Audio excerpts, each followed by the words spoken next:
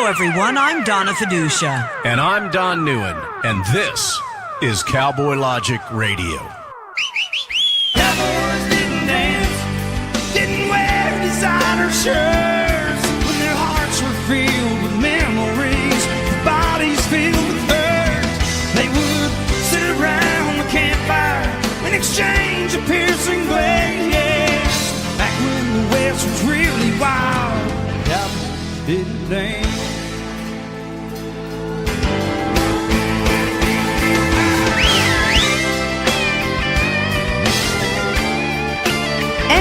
Welcome to Cowboy Logic Radio, everyone. I'm Donna Fiducia. Good evening, ladies and gentlemen. Let me be the first to welcome you to tonight's riveting episode of Cowboy Logic Radio. I'm Don Neuen, ladies and gentlemen, and boy, have we got a big show for you tonight. Back to you, Donna Fiducia. You know, you always say, let me be the first, but I start the show, so you're always the second.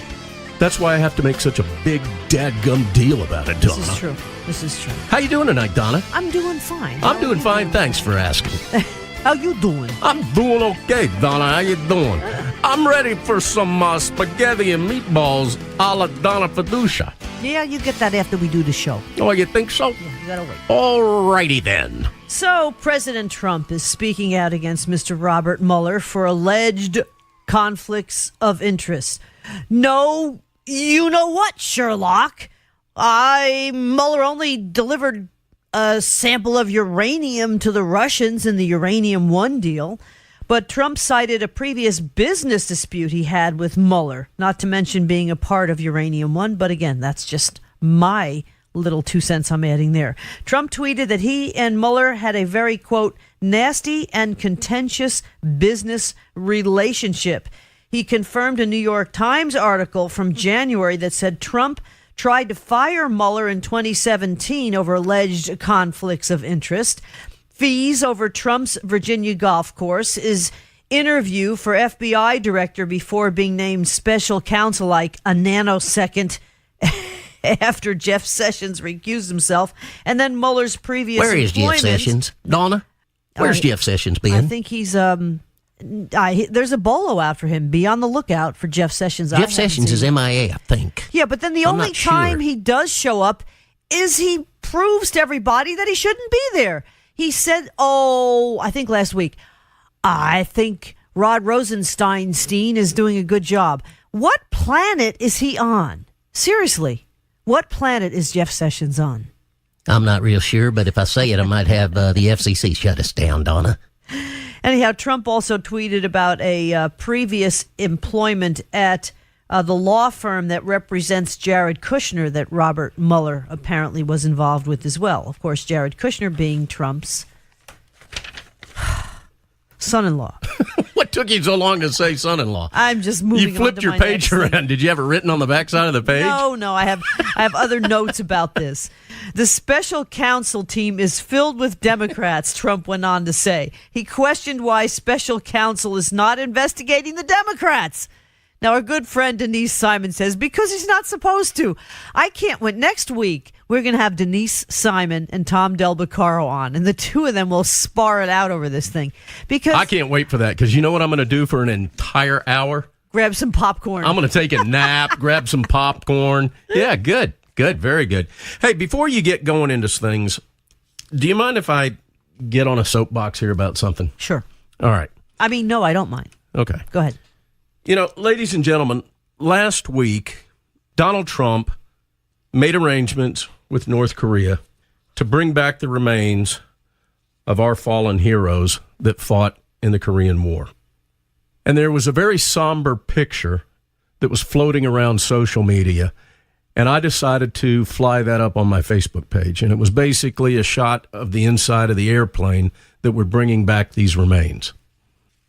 And I got to tell you how disappointed I am in liberal fellow Americans that at least are my friends on Facebook. Some of them are acquaintances. Some of them I know well. Some I don't know at all. But they always seem to chime in on my posts when I say something in favor of Trump or I say something against maybe the former Barack Obama administration. They're very quick to jump on my Facebook page at that point and start spewing their liberal puke.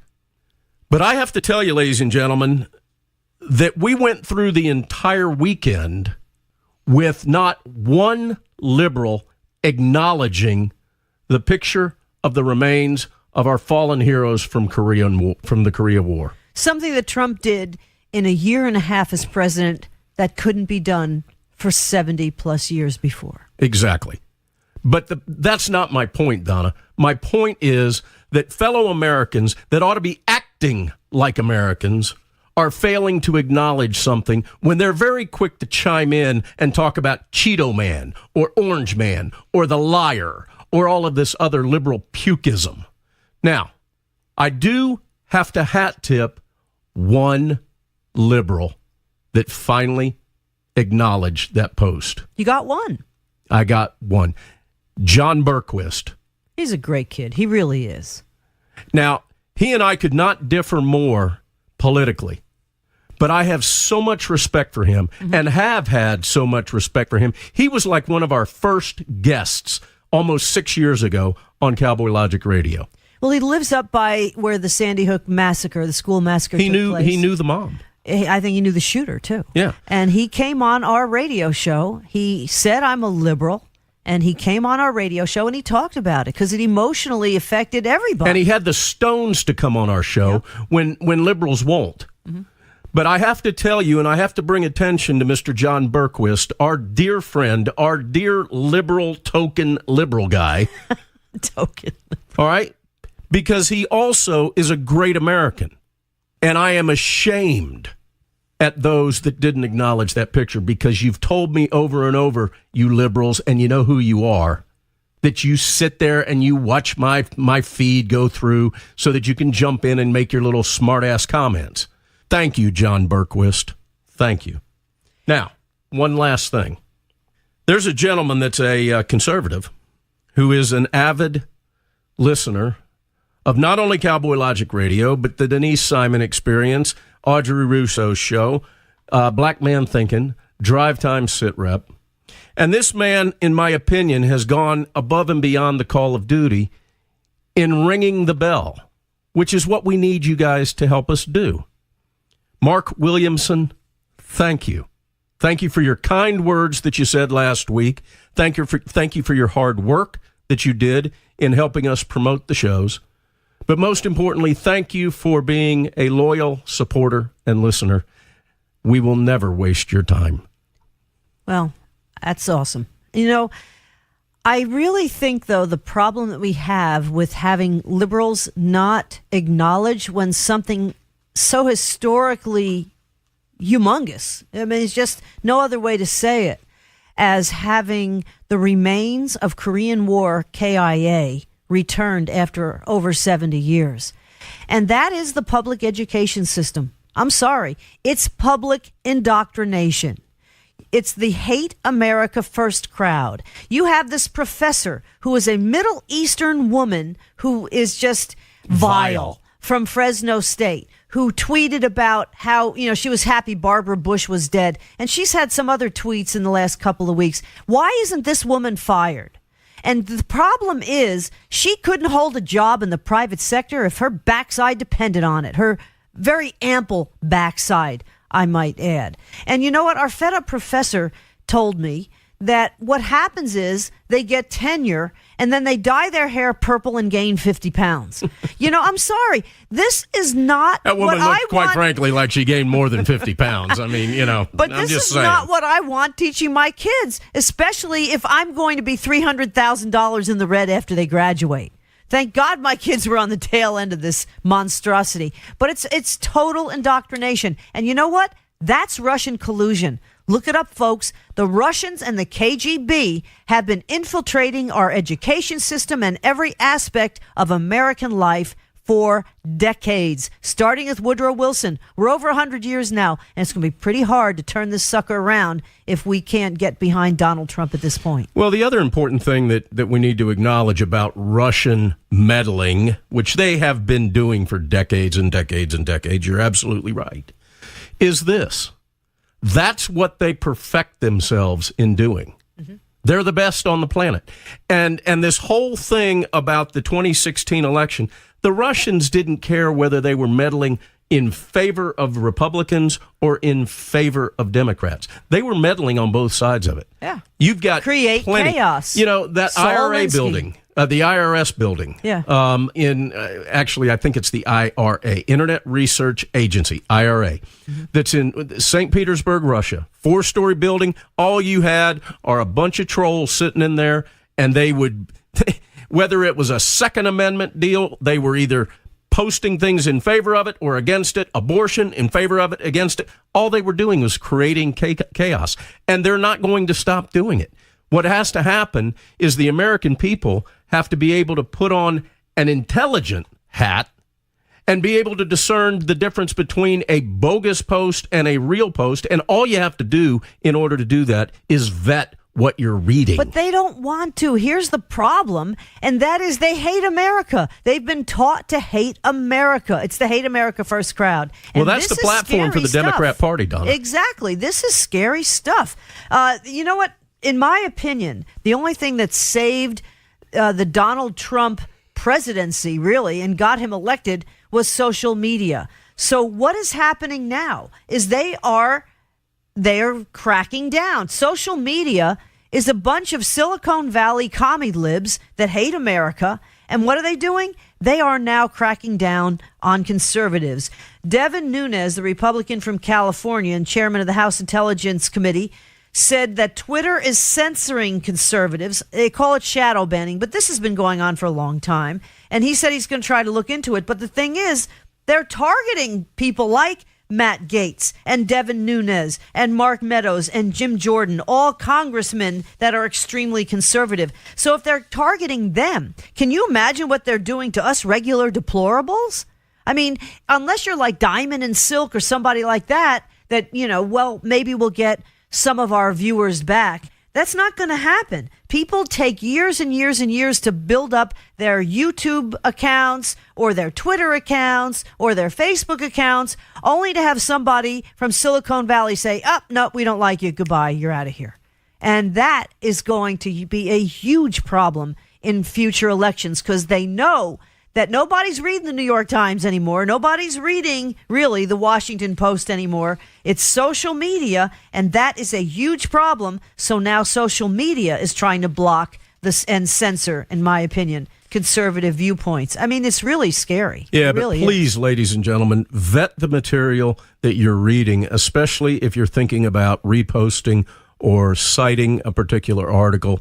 Don't even like it until you vet it.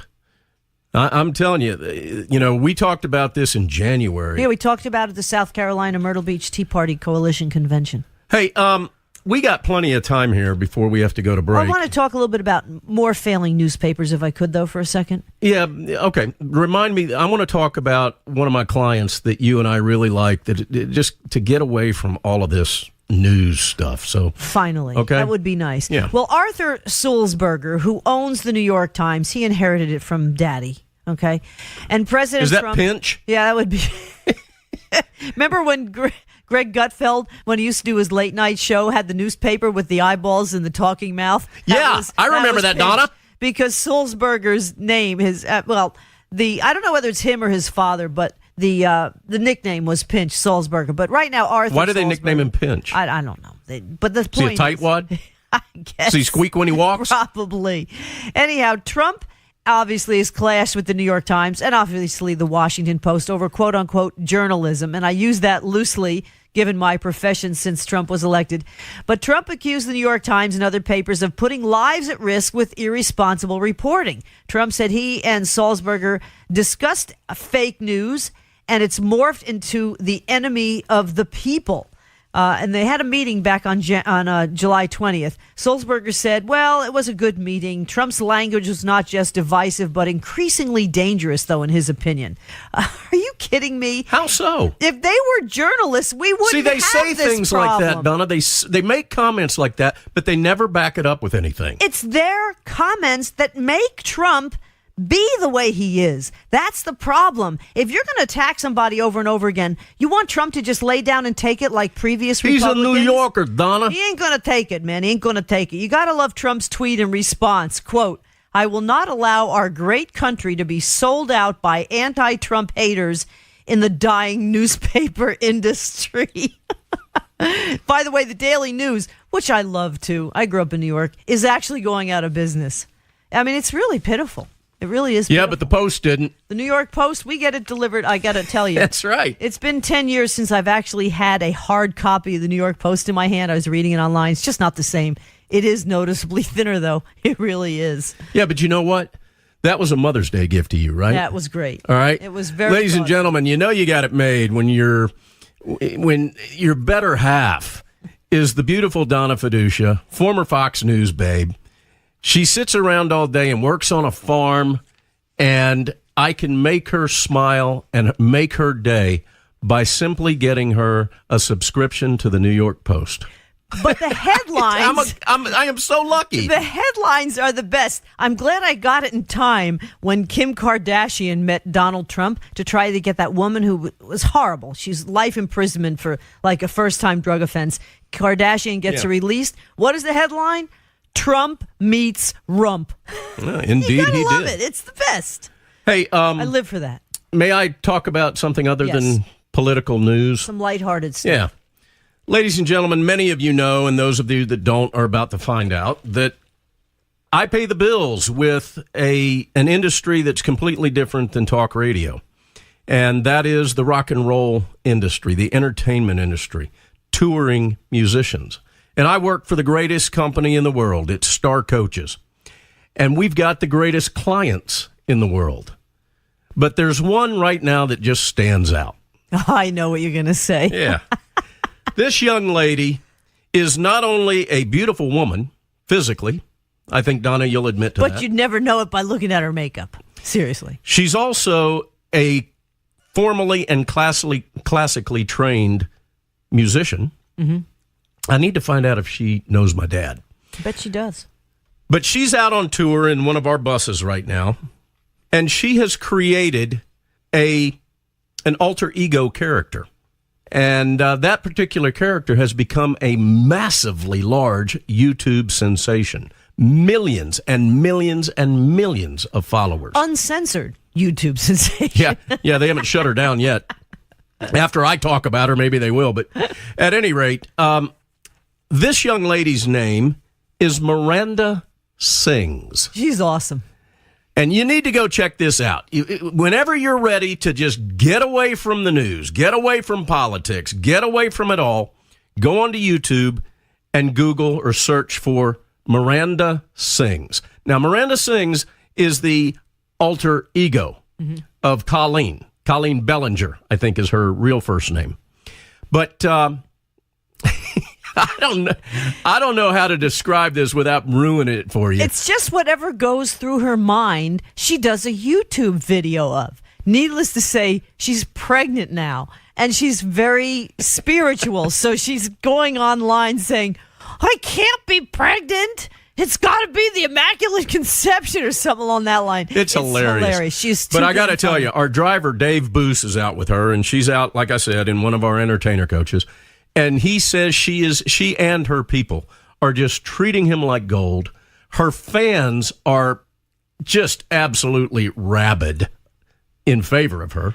And there's videos of her looking from inside the bus outside to the thousands of fans around the bus. Waving at them. And she's waving at them. She's going, oh, my God. I'm like so excited. I can't believe all these people love me. You know, I mean, she's just genuine. Yeah, really so genuine. Go to her She's phenomenal. YouTube channel. You know, if you decide you don't want to be too grown up for a little while, stay there and watch a bunch of the videos. Like them. Subscribe to her YouTube channel. I'm telling you, Miranda Sings is funnier than hell. It really is. Now, she's a comedian as well as a very talented singer and musician.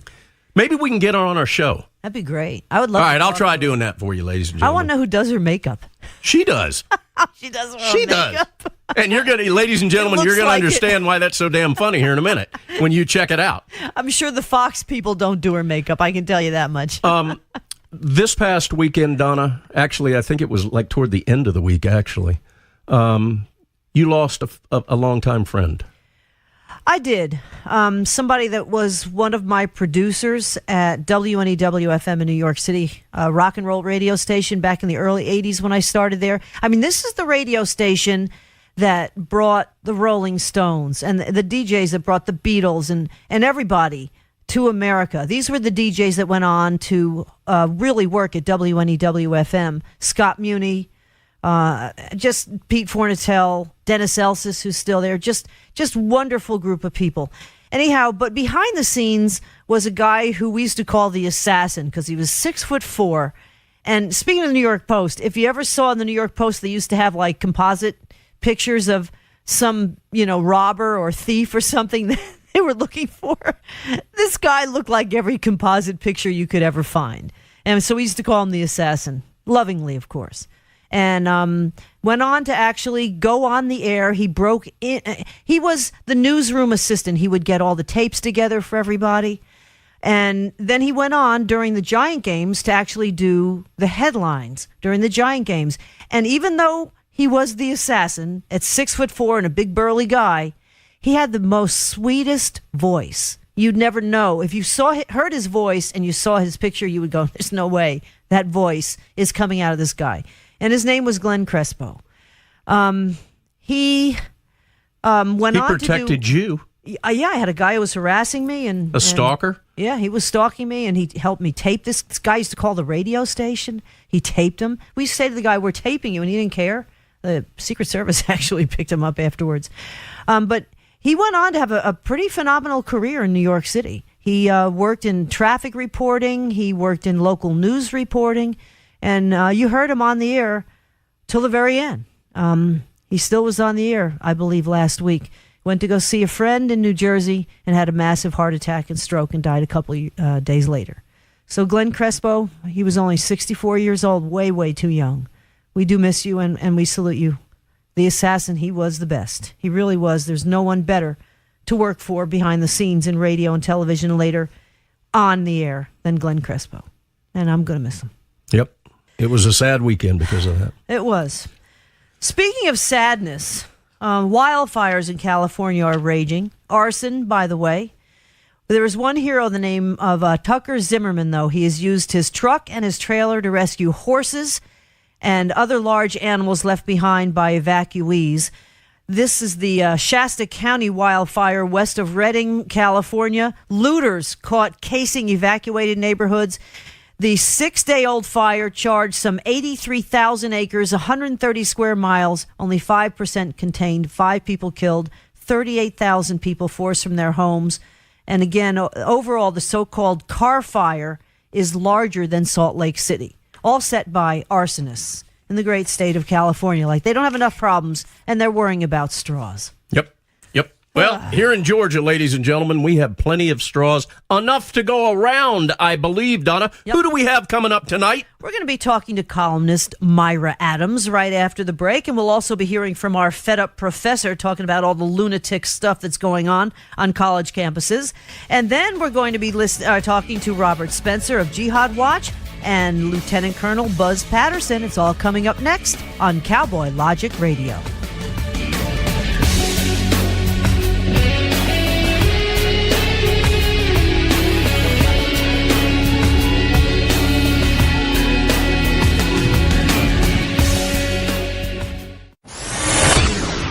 Check us out on the web at cowboylogic.us.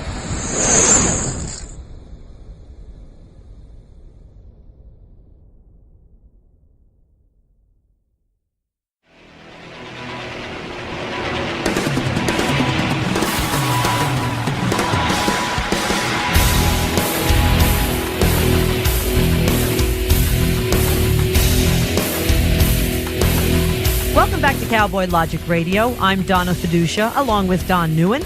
And our very special guest for this half hour is MYRA Adams. She's a conservative columnist. You've heard her on the radio as well. She's a media producer and a writer.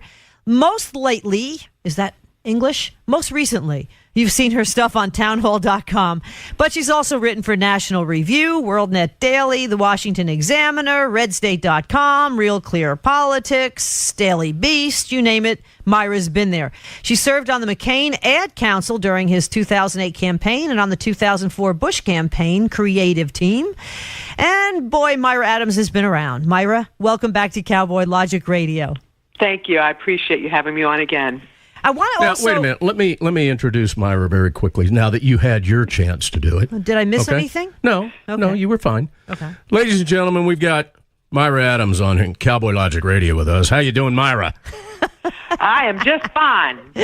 See, Donna, there's a big difference between New Jersey, New York, and God's country at the way you introduce somebody. She and had I to just put did on God's the country's accent version.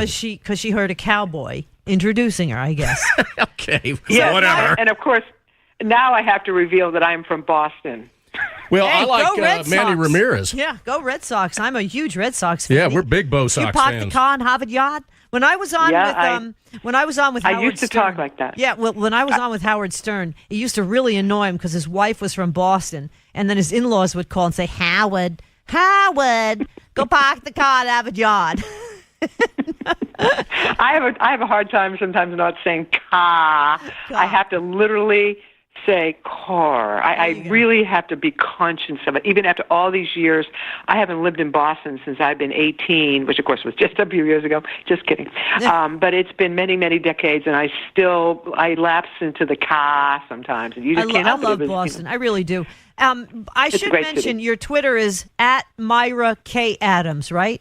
And That is also, correct. And all your stuff is at MyraAdams.com. So you know what? Well, let's talk about Boston here. What about the Big Dig and Mr. Kennedy's absolute how many billions of dollars did that thing go over? I mean, it was just a money pit. Yep, it certainly was. But keep in mind, I literally left Boston in 1973. And I got involved in politics when I was in college at Ohio State. I was the chairman of Ohio State College Republicans. And I only got into politics, Republican politics especially, when I went to college in Ohio. And people used to joke that I reduced the Republican population in Massachusetts, down to Half. zero when I left. It's funny you mention this, though, because we went to go see that Kennedy movie, I don't know, when it was out a couple months ago. Chappaquiddick, yeah. And we happened to be sitting next to two people from Boston, and we're down here in Atlanta now, and they were probably in their early 60s. So after the movie, we started talking, and I said to him, well, did you vote for Teddy Kennedy? And the guy goes, yeah, I did, because there was no one. I'm like, seriously? He goes, well, who else was I going to vote for? You just can't fix stupid. And then the guy It's a conditioned response. In Boston, it was a conditioned response to just and then he said to Massachusetts in me, general. I'm running for the local school board. So I asked him about Common Core, and he didn't even know what it was. I'm like, oh, my God, I'm glad I don't live in this county. But that's another story. Right. Let's I talk had about- already That's a whole walked out nother at that segment. point. Yeah, really. Let's talk about your latest article for townhall.com. Why voter registration drives make Republicans cringe. Give us the gist of that one, Myra Adams. Well, it started off with a personal story, but in fact, I was thinking about writing this piece weeks before. But a personal story started it off when I was at Whole Foods, believe it or not. Republicans go to Whole Foods. I like their fresh food bar. So I'm having salad outside, and this woman is conducting a voter registration drive with a T-shirt that said, register to vote here. And I'm sitting there munching my salad, and I'm literally, like 6 feet away from her, and she never says boo to me. And I'm making eye contact with her. It's like my eyes are telling her to approach me and ask me if I want to register. I didn't say anything. I'm just eating my salad, watching her, kind of staring at her, but she never says a word to me. And so I wrote this piece thinking that I felt like she was deliberately ignoring me because I must have A, looked like a Republican, and B, I had a cross, or I was wearing a cross around my neck. So therefore, she assumed that, I was a Republican and didn't want me to register, and probably assumed I was already registered. But I turned it into a piece that I was playing a zoo anyway. It was just kind of ironic that happened. But it's more like when you think of voter registration drive, you think of, lots of young kids and non-whites, basically anyone but older white people, all like lining up, being registered to vote at some concert or some march or something, some gathering that's usually anti-establishment or anti-Republican in some way. And it's like you never hear really of Republicans having any voter registration drives. And so that was why I got the idea to write this column. But the snappy headline, why voter registration drives make Republicans cringe, it's because they do. And it's because of the demographics involved with what is normally the kind of people you think would go to a voter registration drive, which all tend to tilt Democrat traditionally by the color of their skin and by their gender. So anyway, that was the premise of the piece. Well, I would say that she probably didn't approach you because A, you looked like you were employed, and B, you were white. And I hate to bring race into this whole thing, but they don't want us. Yeah. I mean, they probably train these people that are doing these voter registration tables of what to look for. And you're not that base. Well, that's exactly right. And that's what the whole piece was about. And then I get into some data. And the data is actually very, very, it's scary for the future of the Republican Party. When you think about the way that the demographics in this country are going, in a nutshell, it's like younger voters who tend to be either white younger voters or non-white voters, whether they're young or old, tend to vote Democratic. And when you think about how younger people at some point they're overtaking baby boomers already, millennials in terms of population are already outnumbering baby boomers, and non-white voters are growing tremendously. In fact, in the 2016 campaign with Trump, Clinton won the non-white voters by a lopsided 74 to 21% for Trump. Ooh, we're in trouble. Okay, that's pretty significant lopside there. And then the 18 to 29-year-olds voted for Hillary Clinton by a margin of 55% to 36%. So Republicans are losing youth and they're losing non-whites.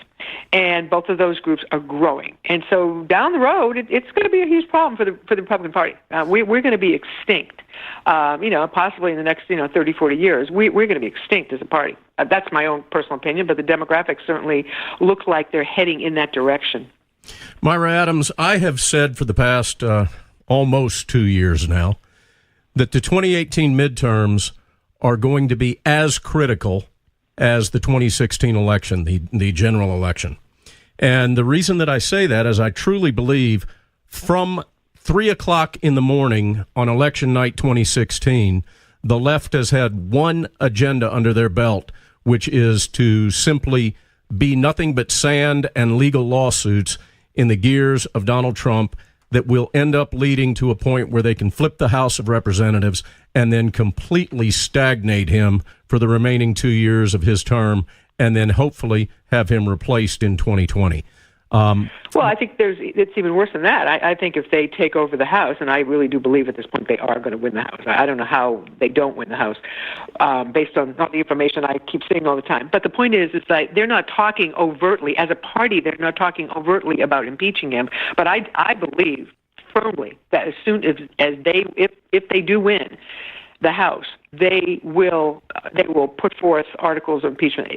Literally like 2 days later, after the new Congress comes to session. I believe that totally. And they don't want to talk about it overtly because they know it is. It's like, oh, let's not talk about that now. But everyone knows that's their hidden agenda, and some of them have actually been honest about it. Oh, I agree. So yeah, and I agree. Within 2 days, that's exactly what will happen, and that's what I meant when I said his remaining 2 years of his first term are going to be completely stagnated because of that. Now, clearly, I don't think that'll pass in the Senate, but it's enough to shut him down for the next 2 years. I mean, quite frankly, I'm amazed that he's been able to keep moving under the quagmire of media and scandal crap that's been drummed up for him. I mean, I don't know, and I was a Ted Cruz guy, big time, but I don't know of another one of those candidates that was standing on those stages during the debates that could have survived what is going on if the assault would have been absolutely the same against them. And as much as I love Ted, I think that he would have probably buckled under this kind of pressure. I don't want to say that because I supported him unconditionally. But, my concern is that midterm. And my other concern about the midterms is that the conservatives and the Republicans and the Democrat voters that voted for Trump in 2016 are not taking this threat seriously. That is very true. In fact, the other part of this scenario is that all these new voters that are being registered for the first time. In fact, I have this in my piece that the DNC announced back in February that they were going to launch a campaign that was going to reach 50 million voters. Basically, they were going to try to register all these new people.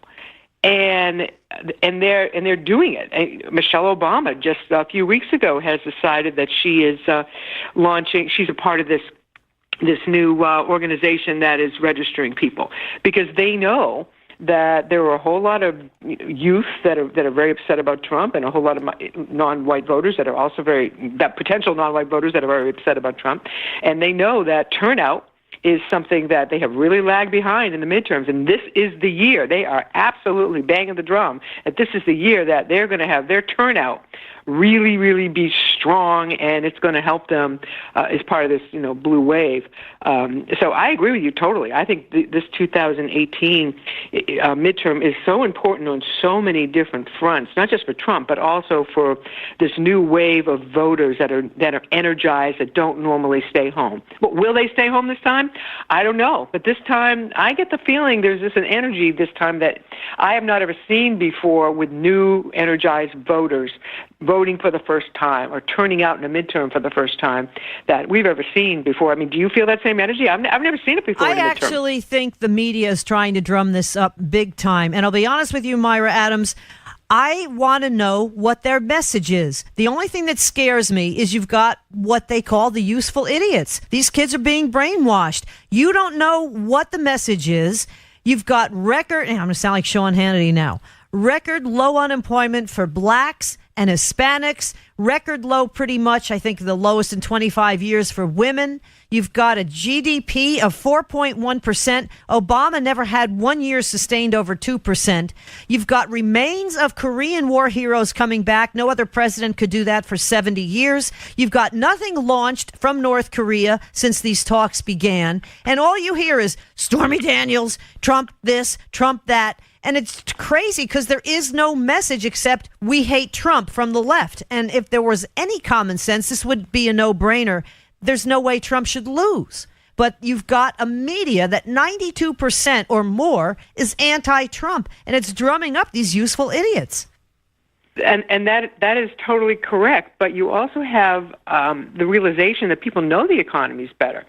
And they see, they look at their own wallets, they look at their own businesses that are growing. But on the other hand, and I think some polling recently I've seen bears this out, they don't like the way he comports himself. They don't like him personally, even though they like what he's doing.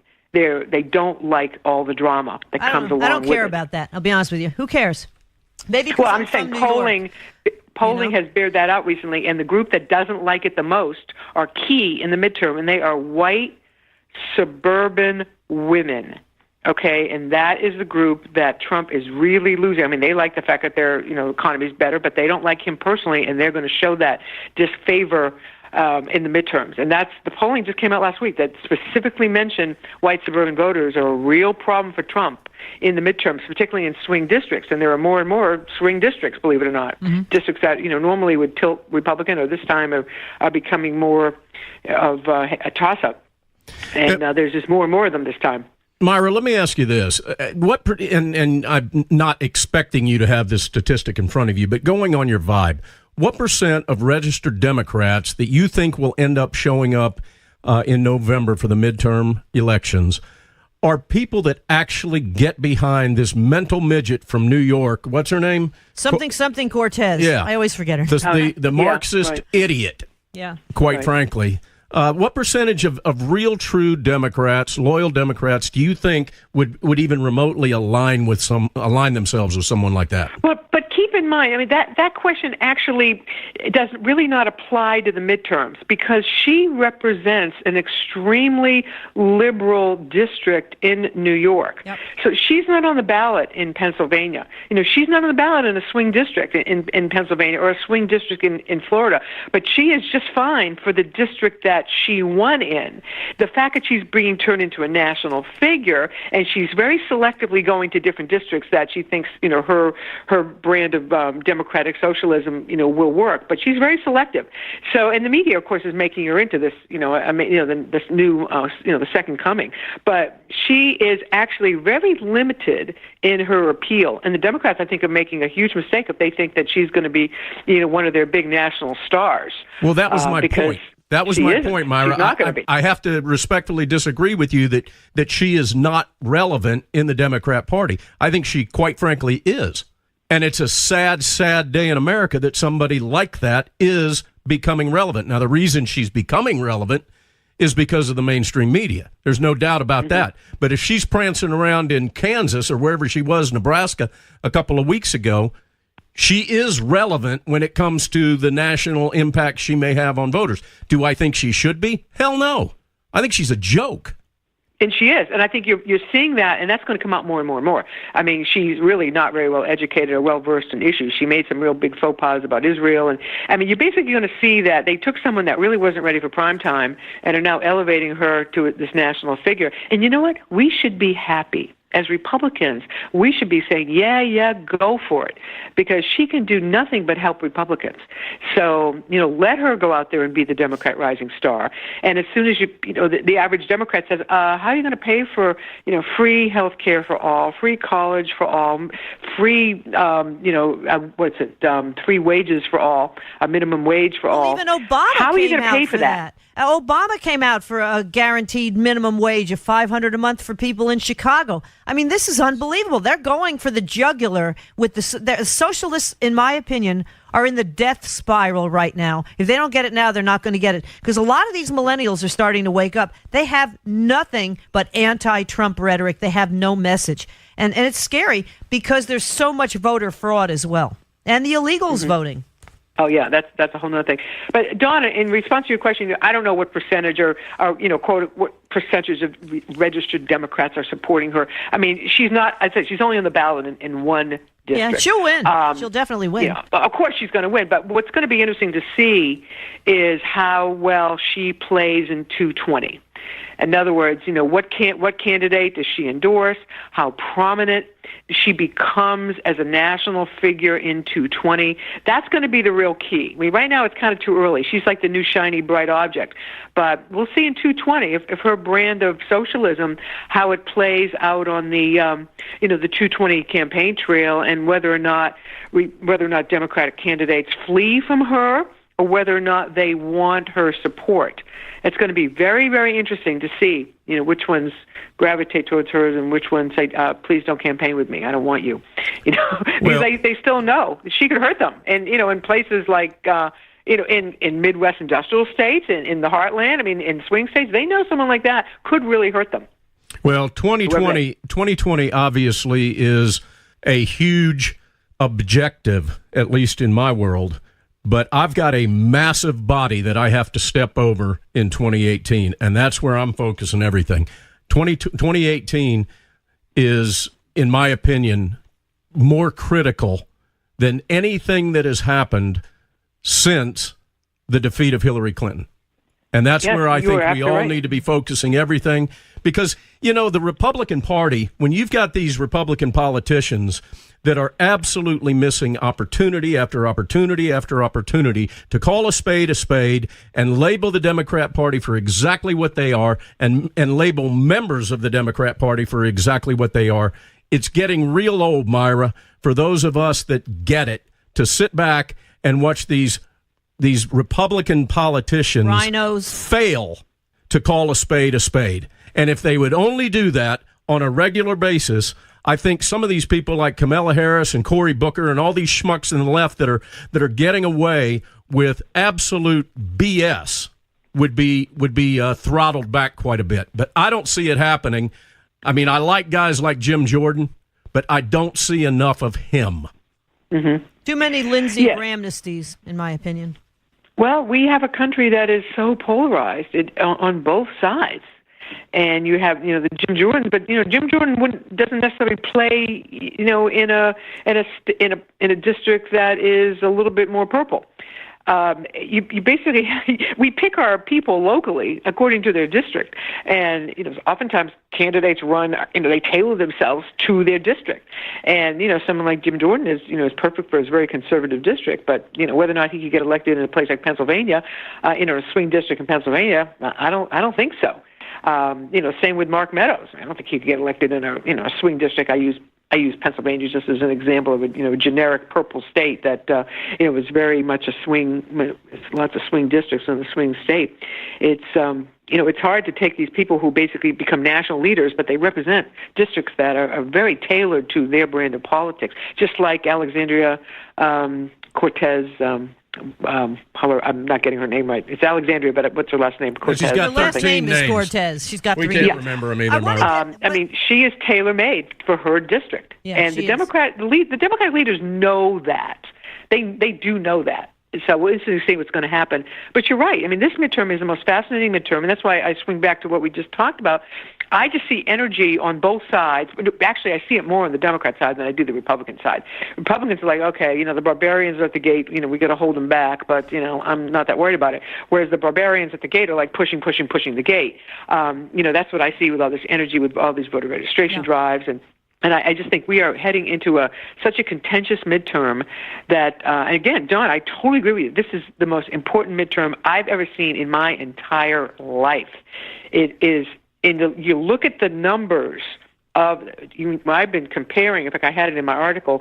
Was it this article? One of my articles I had about comparing Trump's approval and disapproval ratings compared to where Obama's were in 2010 when he lost, 60, when the Republicans won 63 seats. It was the first midterm of Obama's presidency.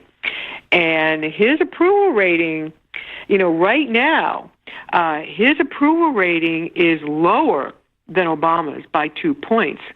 And Trump's disapproval rating is higher than Obama's by 4 points. Okay, so you could look at those given numbers. 92% negative, everything press on Trump. To me, that's pretty darn even. Well, and what he's done is just unreal. Nobody looks at it. Yeah, but the fact of the matter also is, for the past 18 months, there has been an absolute assault. So I'm saying 92% on this man. negative. I'm not talking about just from the media. I'm talking about everybody on the left wing, and quite frankly, some of the Republicans.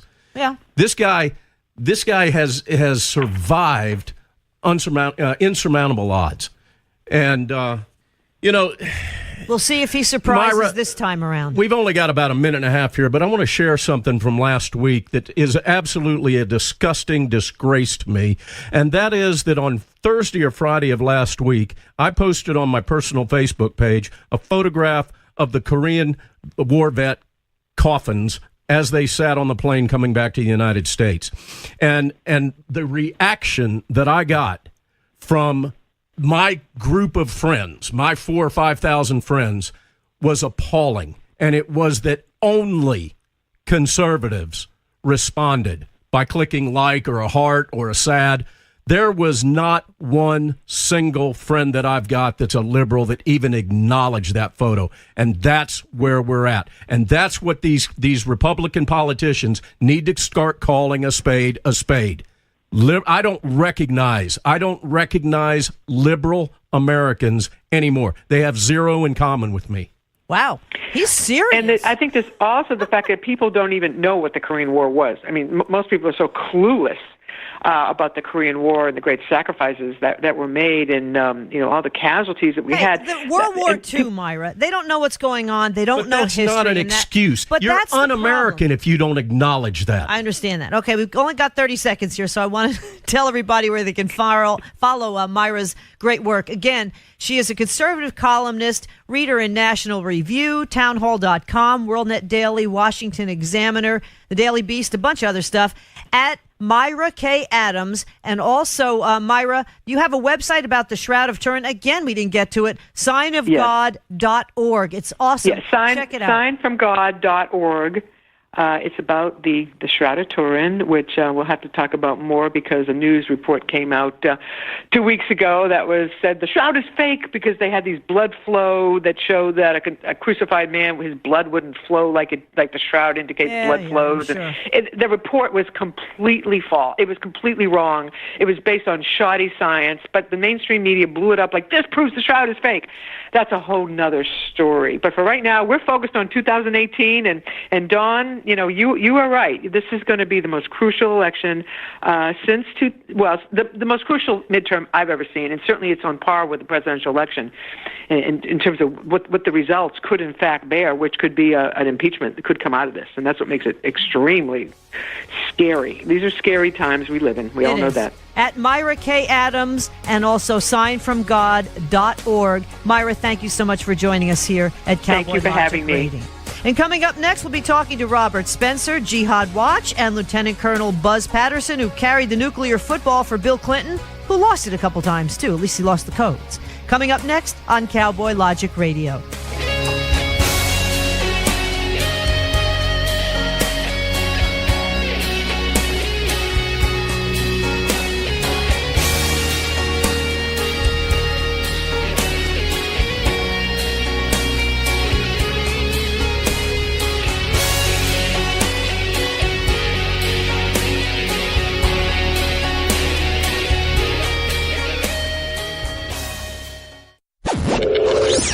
Check us out on the web at cowboylogic.us.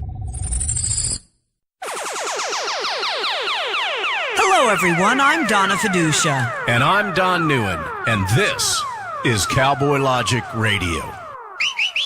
Cowboys didn't dance, didn't wear designer shirts. When their hearts were filled with memories, their bodies filled with hurt. They would sit around the campfire and exchange a piercing glance. Back when the West was really wild, cowboys didn't dance.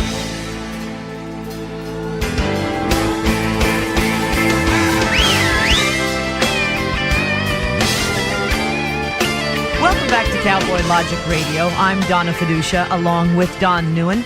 And our very special guest for this next half hour is somebody who I followed for many, many years, but have never had the chance to actually talk to. And that is one Robert Spencer of Jihad Watch. Robert is the director of Jihad Watch and author of the new book, The History of Jihad from Muhammad to ISIS. You know, those JV team guys. He's led seminars on Islam and jihad for the FBI, U.S. Central Command, Joint Terrorism Task Force, and the U.S. intelligence community, just to name a few. And his latest article on Front Page Magazine, for Front Page Magazine, that's frontpagemag.com, by the way, is the Toronto shooter mentally ill or part of a radical ideology? To me, Robert Spencer, that's one and the same. But Robert Spencer, thanks so much for joining us here on Cowboy Logic Radio. Thank you. Very great to be here. All right, let's start with this. The Toronto shooter. You know, it's so funny to me when you first hear of these terrorist attacks, and that's what they are, and how the mainstream media, of which I was a part of for so many years, and quite frankly, I'm embarrassed for them now, they bend over backwards to try to cover it up. So now anytime you hear of a knife attack or somebody running over somebody with a van and mowing people down, or attacking everybody sitting, at restaurants like this happened in Toronto that killed 2 people and wounded 13. Yeah, he's mentally ill. And you know darn well his name is going to be Islamic. I hate to say it. I'd say good 90% of the time this guy is Faisal al-Hussein. But, I mean, this is how they now approach it. He's mentally ill. This is something that's gone back years.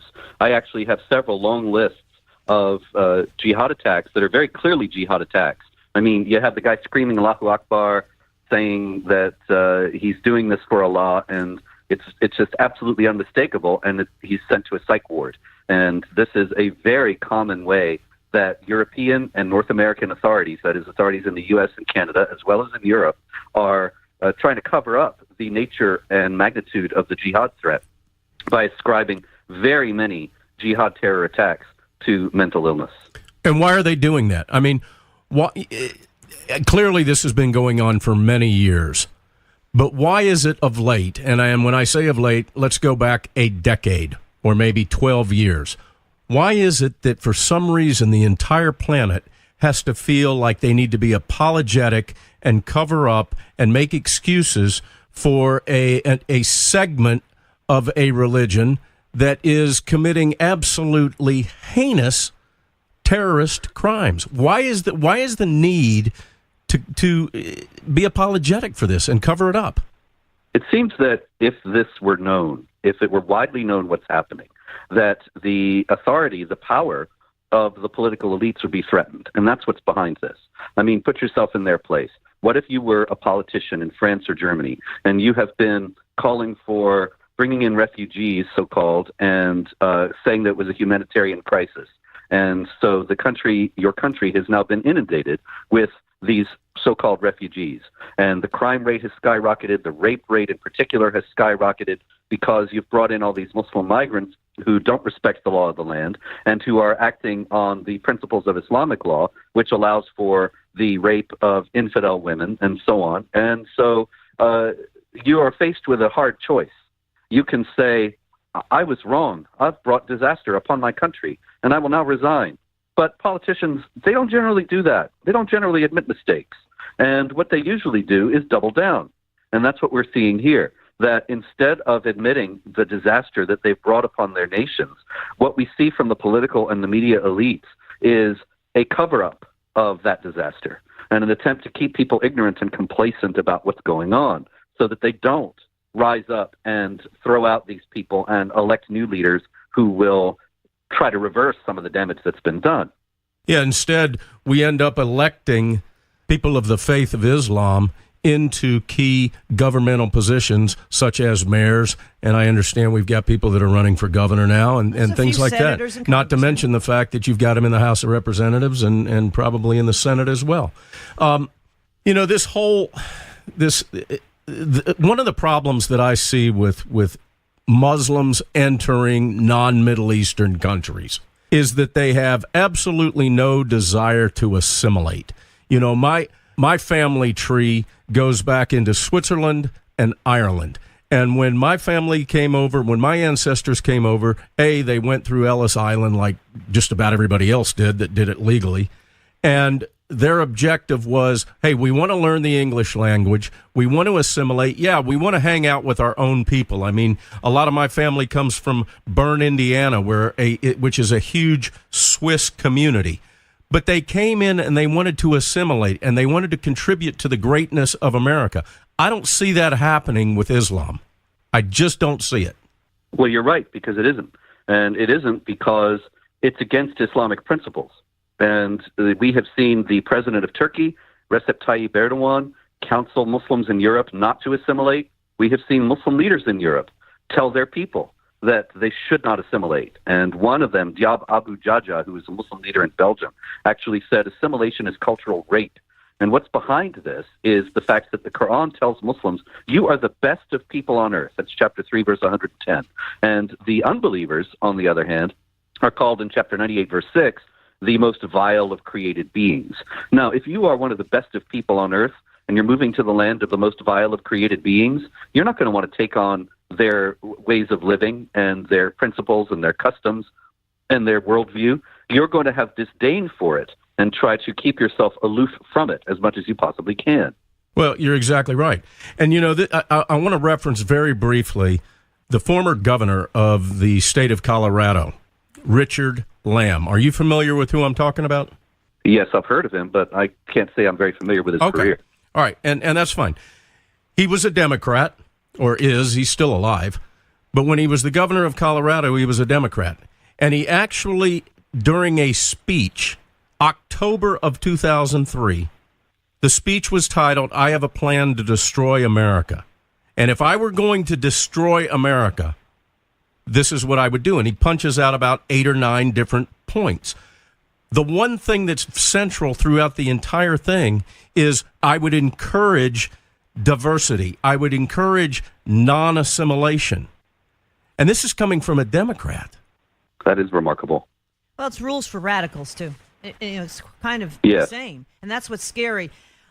We're talking with Robert Spencer of Jihad Watch, and I want to get to your book, The History of Jihad from Muhammad to ISIS, in just a minute.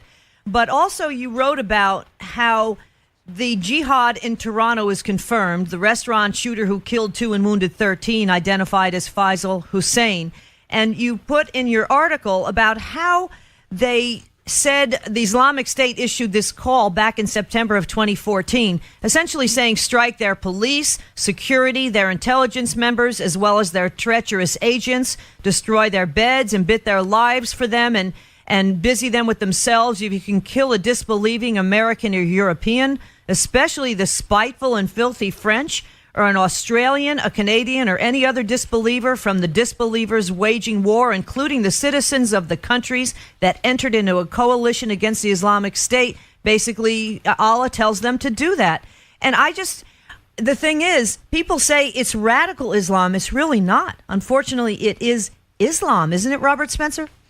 Yeah, this is actually what I show in the book, that while there are and always have been and are today Muslims who are never going to wage jihad against non-Muslims, there have always been Muslims throughout history who have waged jihad against non-Muslims and who have waged war against the non-Muslims everywhere where they were living together. Now, the big question coming out of this, and as it's exhaustively documented in the book over 1,400 years, is why do we think we're going to be different? Why do we think that because we are bringing large numbers of Muslims into the United States that somehow the same scenario is not going to play out? Why wouldn't it? The Islam here is not any different from the Islam that's been taught everywhere else. It's not as if Muslims of the U.S. are of a different sect or school of thought. They belong to the same belief system. And so we are going to see this conflict coming here, and the longer we remain in denial about that, the worse it's going to be.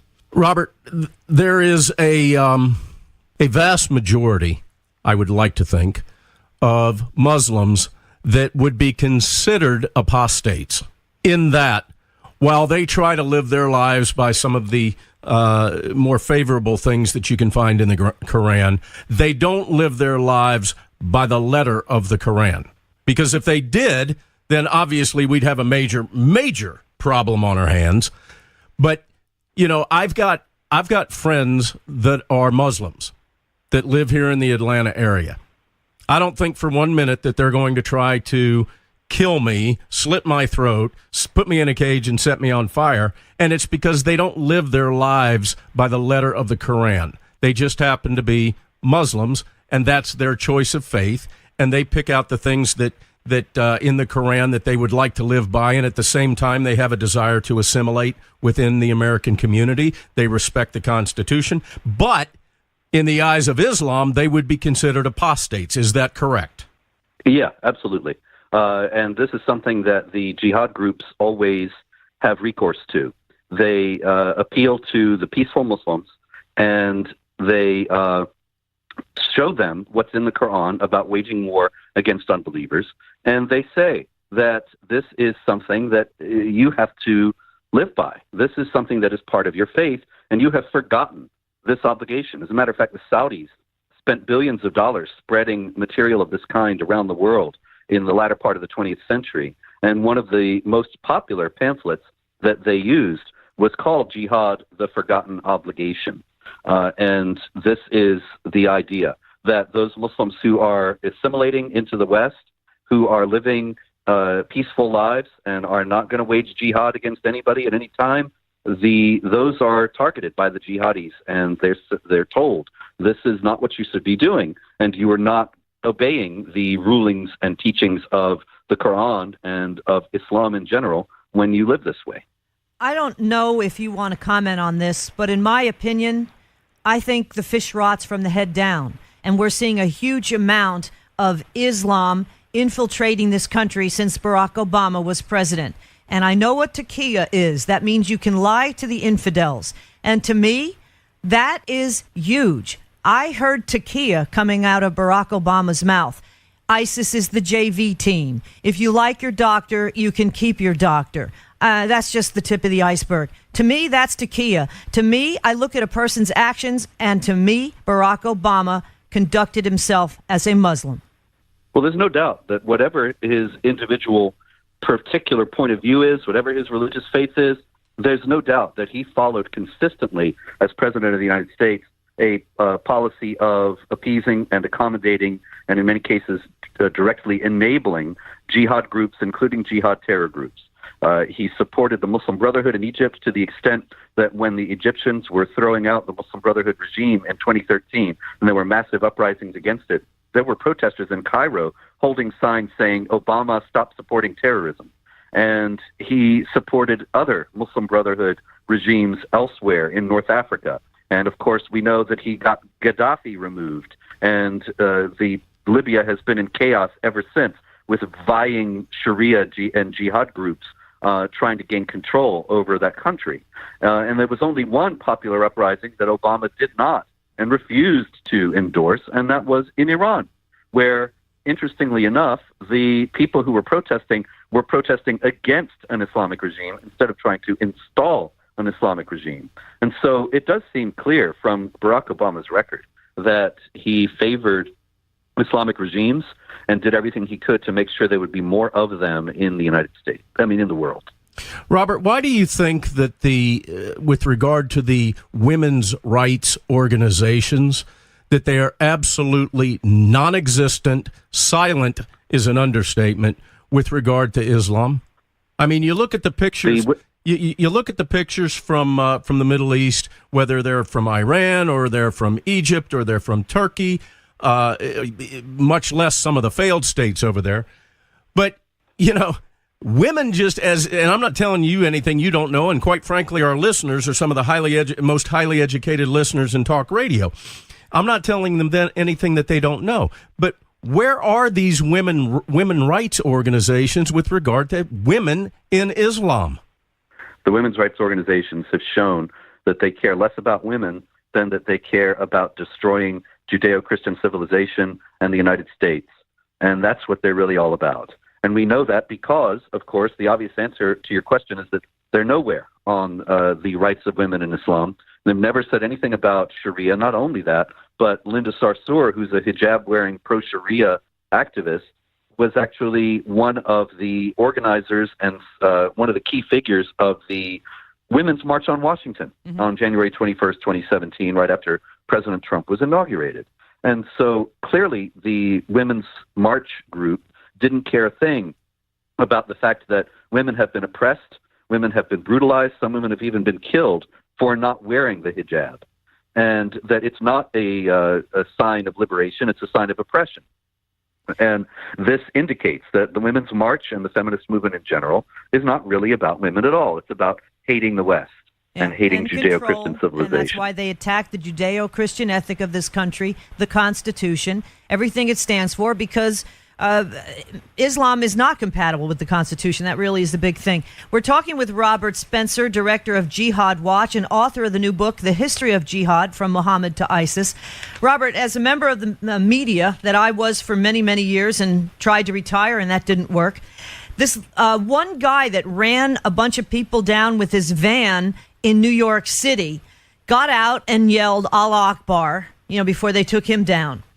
So I'm watching this because I work out of the house during the day. I got the TV on, and they have I don't know whether it was the police commissioner that's up there now or whatever, but one of the police spokesmen gets up there and actually says, and I swear this is like 15 minutes after this occurred, and he's going, well, the suspect made a statement when he exited the van. And at this point, I'm screaming at the TV. I know what that statement is. It's Allah Akbar. And of course it was. But this is how, if our intelligence community and our police and our FBI have all this stuff scrubbed from their manuals, how are we going to fight this? Well, this is one of the reasons why I wrote the book. We have to strike back with the truth and stand for the truth and expose how this political the politically correct media narrative is false, and we have to keep pushing back against it whenever it manifests itself. And this is the one of the key lessons of the book is that for 1,400 years there's been uninterrupted jihad activity. There was never a period of tolerance or coexistence or mutuality between the Muslims and the non-Muslims. It was all just one long jihad. And so to come out and make excuses now and to say, oh, this wasn't jihad, this guy was mentally ill, and that wasn't jihad, he was just making a political statement. It is ridiculous in the light of history. And if we learn the lesson of history and see that, well, as the old saying goes, those who do not remember history are condemned to repeat it. Yep. That's, I think, our only chance in this to try to restore some sanity to the public discourse about this issue. You know, Robert, the right wing or the conservative side of the aisle, especially in Congress and with all politicians for that matter, I find to be weak individuals that don't have the stones to call a spade a spade. And, you know, the bottom line is the left is constantly preaching and browbeating us with equality, equality, equality, equality. There absolutely is no equality when it comes to the fact that we are expected to appease and over-accommodate and make radical excuses for certain segments of the population of the United States. And I'm limiting this statement to the United States. You know, we have to appease for homosexuality. We have to appease for Muslims. We have to appease for illegal aliens that are coming in here. We have to over-accommodate for all of these segments of our population. And I have a real hard time understanding why a politician on the right side of the aisle, on the conservative side of the aisle, or a Republican will not call the spade a spade. And by the spade, I mean a member of the leftist organization, the Democrat Party, the progressive movement, the Marxist movement here. Why are they not growing a set of balls and calling these people out for what they are? They're very afraid of being called racists and bigots. That's the national trauma. And it's not just on the left, it's on the right as well. The fact is, you know, I used to go to CPAC every year, the Conservative Political Action Conference, and they had all those booths for all the various conservative groups, and what was always there was Muslims for America, this supposedly conservative Muslim group, and they would be handing out material saying that terrorism has nothing to do with Islam, frankly deceptive material that the Republicans were only too glad to receive and to help to propagate, because they knew that if they didn't, then they would be called racist.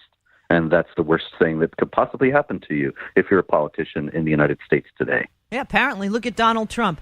We've had Frank Gaffney on the show. Hold on, Donna. Well, I want to ask about the Muslim Brotherhood being outlawed. All right, and I'll let you have the opportunity, but I want to bring up Governor Richard Lamb again. That was one of his points, Robert, in his 8-point plan or 9-point plan to destroy America, and that was label everybody that goes against your agenda as a racist, as a bigot, as a homophobe. This was in 2003. Yep, we see it happening. Yeah, exactly. I think that's Donald Trump. He's a racist, a bigot, a homophobe, ever since he put an R behind his name. But I did most of my news reporting in New York City, and they loved him. And he was a hero. He fixed so many buildings up at his own cost. He knows how to work with these people. He especially knows how to work with the unions. But Robert Spencer of Jihad Watch, we only have a couple minutes left. We were talking to Frank Gaffney a few shows ago about trying to outlaw the Muslim Brotherhood in America, which had numerous, I think dozens of meetings at the White House with Barack Obama. Is that doable? Oh, it's very much doable, and it should be done. It's long overdue and very necessary. The proposal is to label the Muslim Brotherhood a terrorist organization, and that needs to be done because the objective of Islamic terrorism is to impose Islamic law around the world, and that is the stated goal of the Muslim Brotherhood. So it's simply a recognition of the fact that you don't necessarily have to be blowing things up to have this same objective and agenda, and that is an agenda that is directly against various constitutional freedoms that we enjoy, and we should allow it into the United States only at our own risk. The fact is that the Muslim Brotherhood has vowed to establish Sharia over the world, which would deny the freedom of speech and the freedom of conscience, the equality of rights of all people before the law, and more. And so if we keep on tolerating the presence of Muslim Brotherhood organizations in the U.S., we're going to be asking for a future of civil strife. That certainly would people try to No, it certainly, I'm sorry, I didn't mean to cut you off. It certainly would solve a lot of problems, that's for sure. Robert Spencer, Indeed. Unfortunately, we're out of time. You're the director of Jihad Watch and author of the new book, The History of Jihad from Muhammad to ISIS. I'm sure people can get it in all the usual spots, correct? Yes, that's right. It's in any self-respecting bookstore. If it's not, ask for it to be ordered, and it's at Amazon.com and BarnesandNoble.com. Great. Robert Spencer of Jihad Watch. Again, read more of his stuff as well on FrontPageMag.com. We thank you so much for joining us here on Cowboy Logic Radio.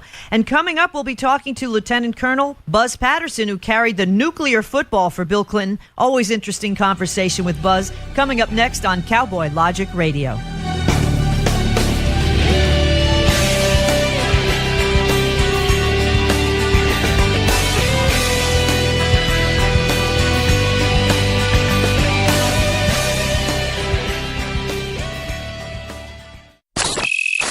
Check us out on the web at cowboylogic.us.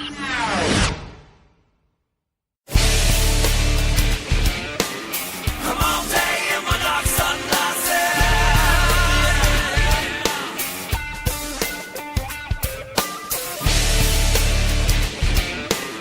Come on, day in my dark sunglasses.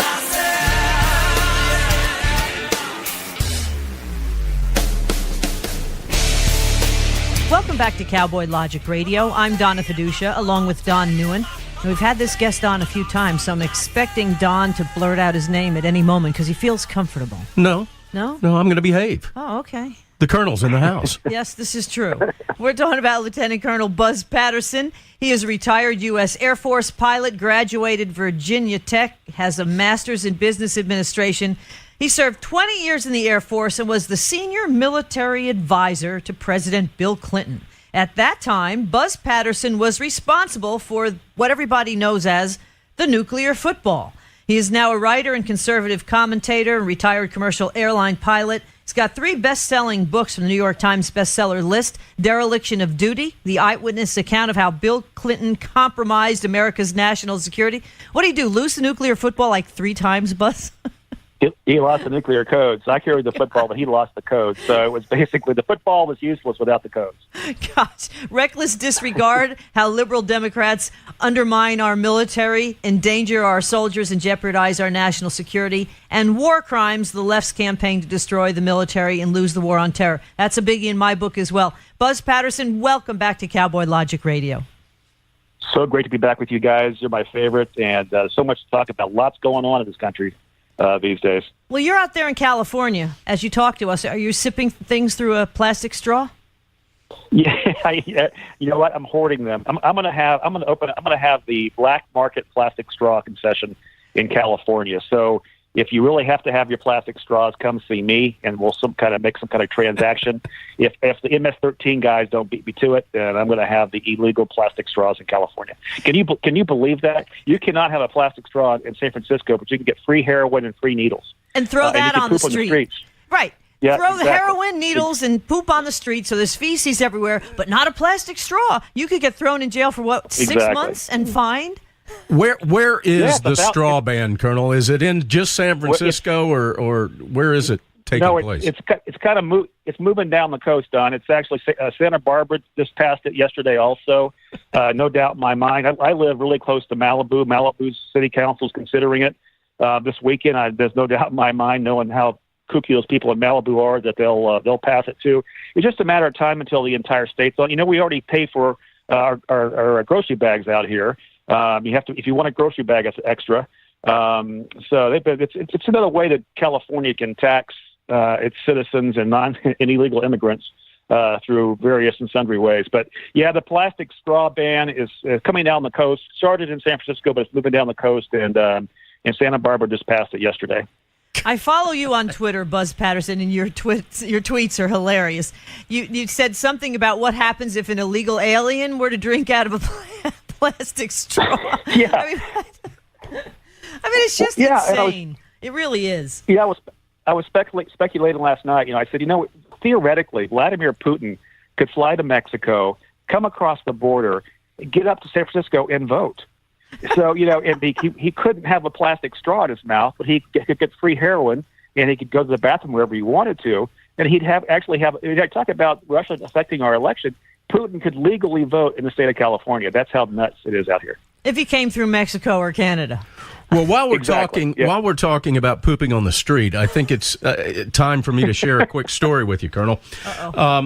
As you may recall, I am in the rock and roll bus business, and so I constantly have our buses carrying bands and entertainers all over the United States and Canada.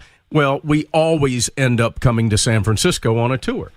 And a couple of months ago, I had a driver call me up and go, man, I got to tell you something. I know we have to come to San Francisco, but I really wish we never had to, because we were standing out in front of a venue and some homeless character who no doubt had mental issues, and I'm not poking fun at the mentally handicapped individual, but the guy starts running over to them, and he'd pooped in his hand and was picking it up and trying to throw it at them. So now you've got homeless people. Not only do we have a straw problem and a needle problem and a poop problem, but we've got airborne poop problems going on, because now these characters are throwing them at other individuals.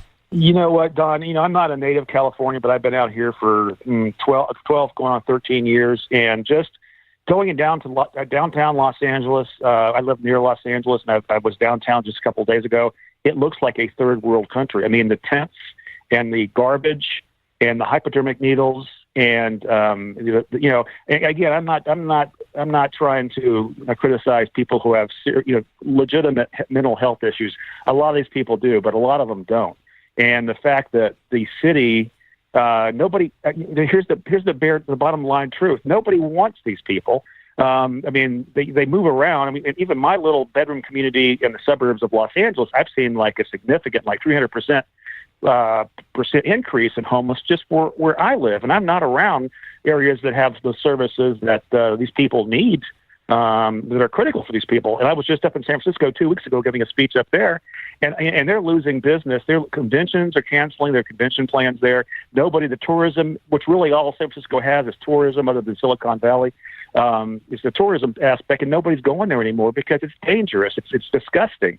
And California continues to go down this path of suicide. It's like, Harry Carey on the part of Jerry Brown and people in Sacramento. It's sad, because California used to be the Golden State. Absolutely. And now we have become a third world socialist, verging on communist. And if you go back and look at the voting percentages in the 2016 election, people like to talk on the left, like to talk about the fact that Hillary got the popular vote. Hillary lost every state but California in terms of the popular vote. So, the difference was the voters in California pushed her over Trump in terms of the 3 million votes that she got. So it really literally is out here. It's California that has gone off the deep end. And unfortunately, as California goes, so goes the rest of the country. You're because correct. People think that if these immigrants, illegals are coming across the border, they're not staying here. Some of them are, but most of them are moving east. And if we allow this to continue, I've been out of the border several times. I mean, you and I could walk back and forth without a problem. And that's what's happening out here. And it's a shame for the good people of California, the people who've done it right in terms of being legal immigrants and citizens out here. It's a shame, because it besmirches what we are all about in this state. And again, as goes California, so goes the rest of the country. Colonel Buzz Patterson, what does it feel like to live in a state where you have no representation, or at least very little? You'd have more if you were illegal. Yeah, it's the reason why we stay here, the only reason why we stay here, is the fact that somebody has to do it. And as a combat veteran and a pilot who's been in situations around the globe and contingencies in combat, I'm a fighter, and I really want to be all about making the changes for my children's future, for our future, for the nation's future. And somebody's got to be out here helping turn this thing around. And I think we can do it. It's going to be a really steep uphill climb. But I'm working with a lot of great people out here, and you've seen people are waking up. The fact that there's 36 cities now in Southern California that are suing the state on the sanctuary city and sanctuary state policies.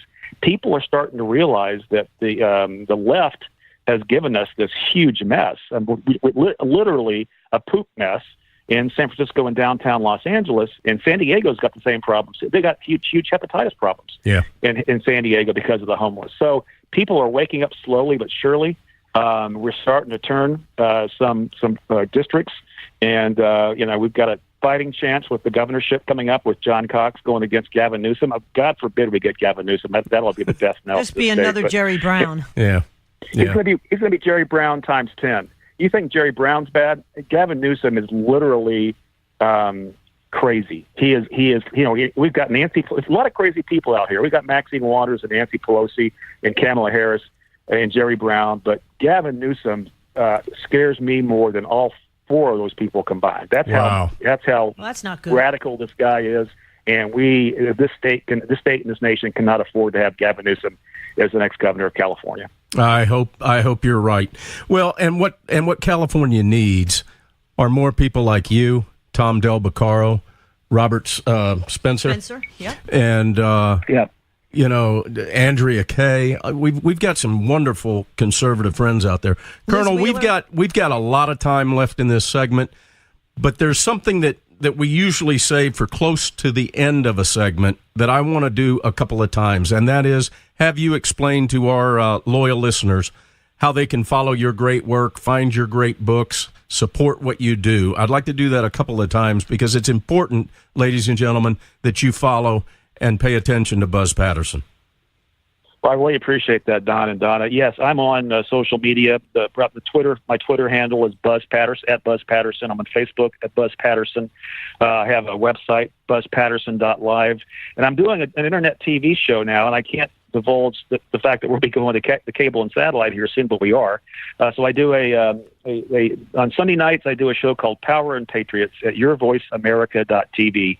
And it is a show by our military members, for our military members. I host it, and I've got two phenomenal co-hosts.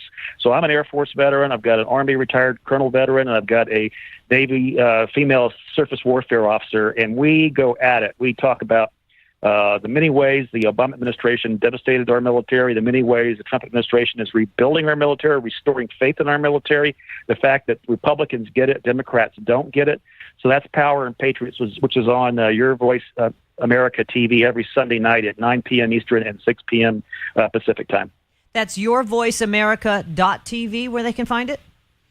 That's it, yeah, and we're expanding. And I also co-host a show on Tuesday night. We do a nightly news show also called Your Voice America, and I co-host that on Tuesday nights. But yeah, yourvoiceamerica.tv. There's a whole group of great patriots and conservatives, and we, a lot of conservatives depend on Fox News for their information. I personally believe Fox is going a little bit left, but Your Voice America, I can guarantee you, we are straight right all the way down. We are not deviating. We don't have Shepard Smiths working for us. We don't have Jessica Tarloff working for us. Jessica Tarloff. We are all Jessica. Jessica Tarloff.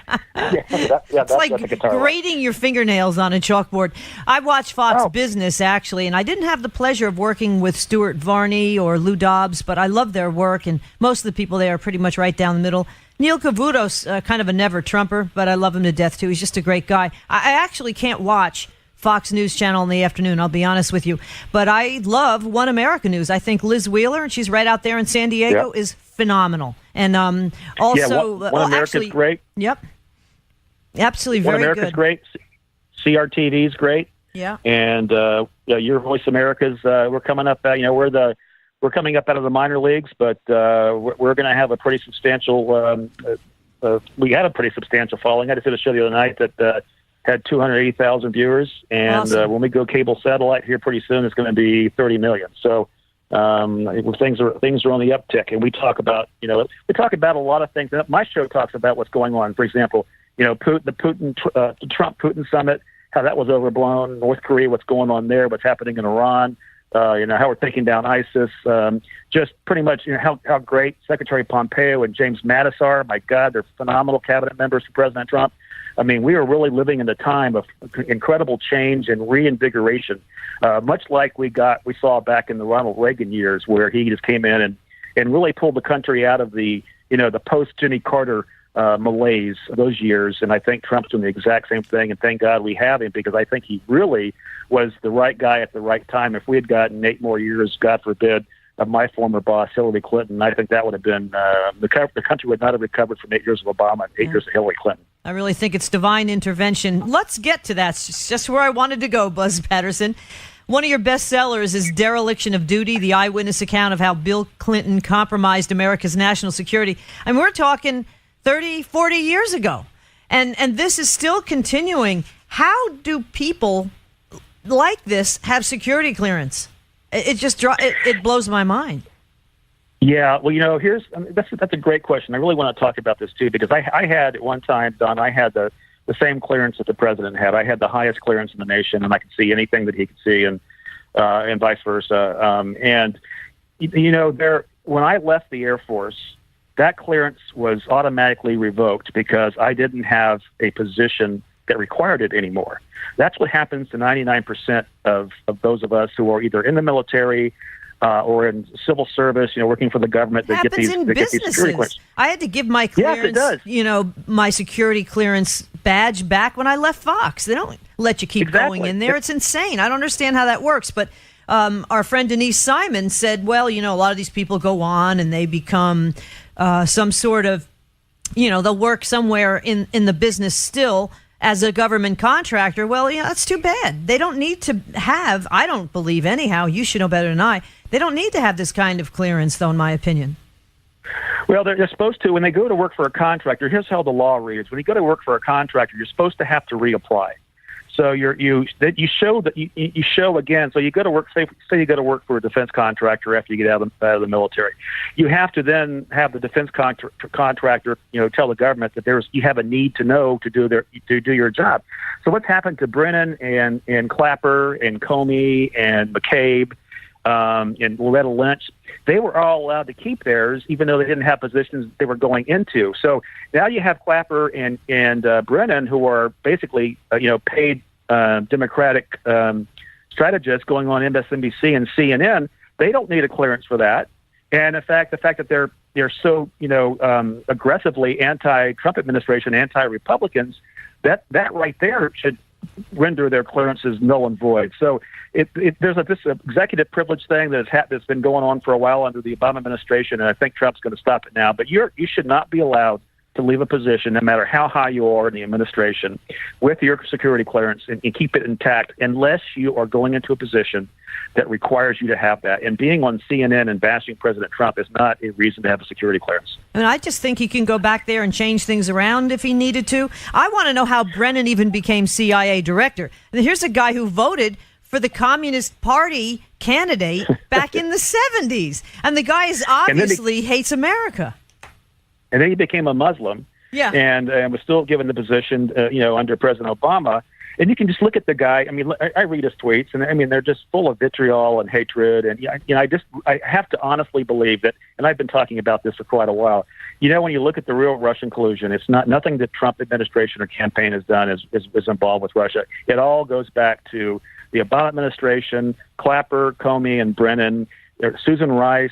The funding of the fake dossier to the DNC, how Strzok and Page used that fake dossier to then get FISA warrants approved to then start spying on the opposition campaign. And if the roles had been reversed and it was a Republican administration that had done that, they would be screaming holy hell. It would be Watergate times 1,000. But it's because it was a Democratic administration doing it to a Republican, it's okay.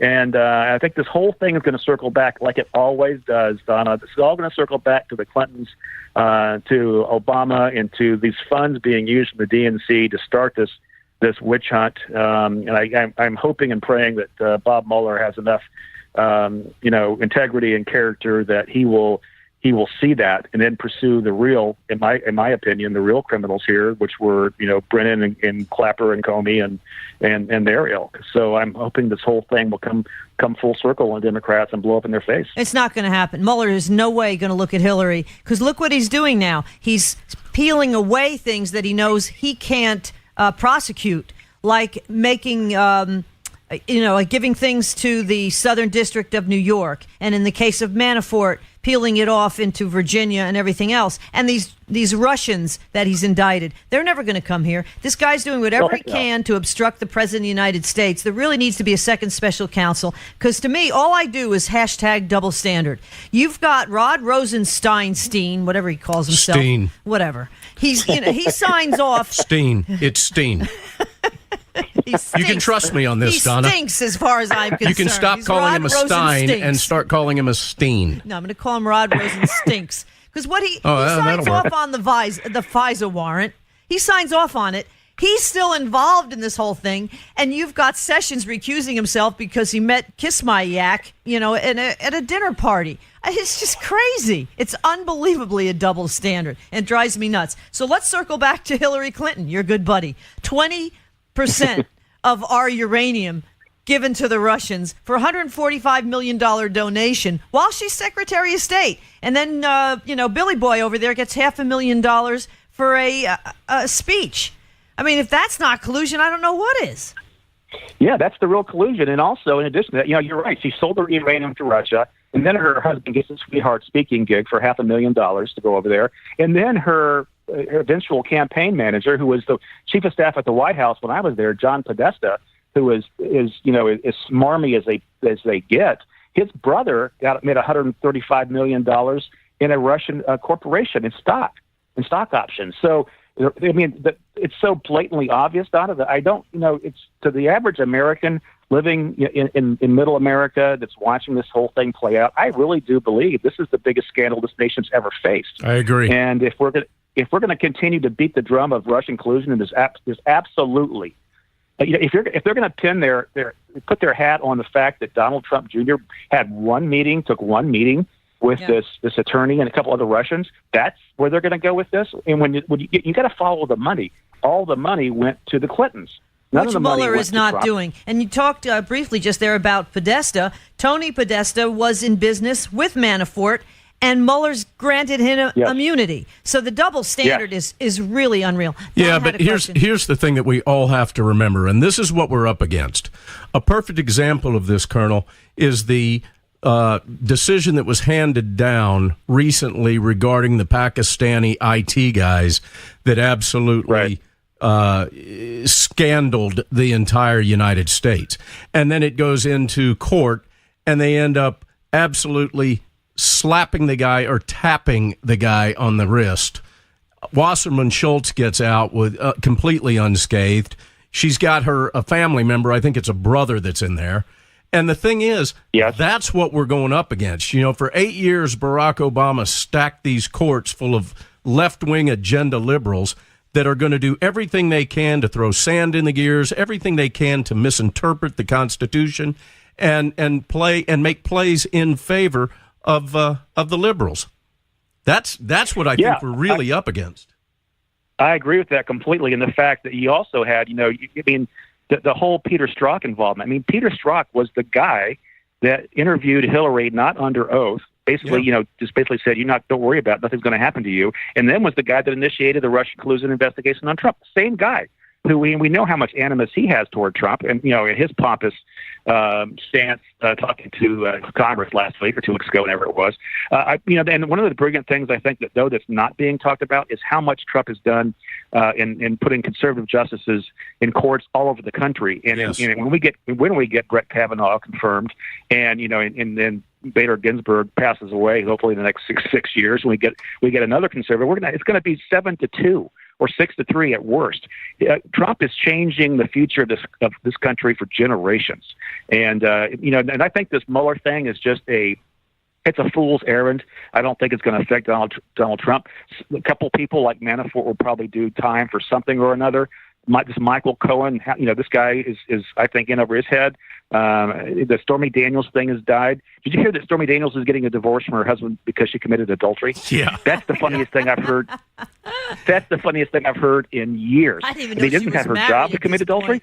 Hey, Colonel, let me ask you a real quick question, kind of off topic here, but in line with Stormy Daniels. Have you ever, because you've been all over the world, you've seen it all. Have you ever seen two bigger, rounder, enormous pupils in your whole life? I have not. Well, I have not. I'll leave it at that, Don. I have not seen. All right, we got a couple minutes left. All right, no, wait a minute. I have a very, I know, the nuclear football. Okay, and we will. But I've got a very, and this is a very serious question, Colonel.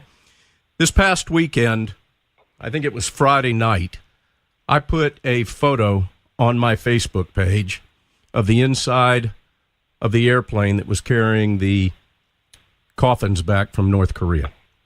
Yes. And I'm here to tell you that not one of my liberal friends responded to it. The only responses that I got, and I don't mean comments, I mean reactions. The only responses I got were conservatives. And I think that paints a pretty damn ugly picture of where we're at as a country. I would have to agree, and I'll tell you that really touched me, Don. I saw the picture you posted, and in my career in the Air Force, I had the privilege of flying into Hanoi back in the mid 1990s and repatriating 5 American servicemen who died bailing out over then North Vietnam, now Vietnam. And I remember just how amazed I was at how poorly we were treated by the Vietnamese. Number one. They were they were joking and just very insolent, and we were trying to make this a military ceremonial, repatriation of our men who had died in that war. But how much that meant to me to be personally involved in that, and then to see the 55, remains coming back from North Korea. And again, you would not, if you watch mainstream media, if you watch liberal networks, you would not have seen a single incident in that. It's because A, it involves the military, our military. B, it shows that President Trump's summit with Kim is paying dividends, and they don't want to give. They would rather the liberals in this country would rather see this country fail. They would rather see a recession. They would rather see a world war with either North Korea or Iran than to see President Trump and this country triumph at anything. Lieutenant Colonel Buzz Patterson. Find him at Buzz Patterson on Twitter and a fan book page on Facebook as well. And yourvoiceamerica.tv on Sundays. We'll look for it. And again, you find his books on Amazon.com. Lieutenant Colonel Buzz Patterson, thank you so much again for joining us here on Cowboy Logic Radio. Always a pleasure, guys. Thank you so much for having me. All right, that ends our show for another week, folks.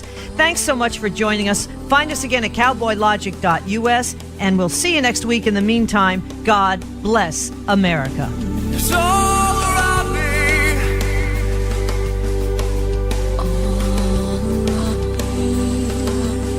It's all around me. It's all around me. Yeah. Check us out on the web at cowboylogic.us.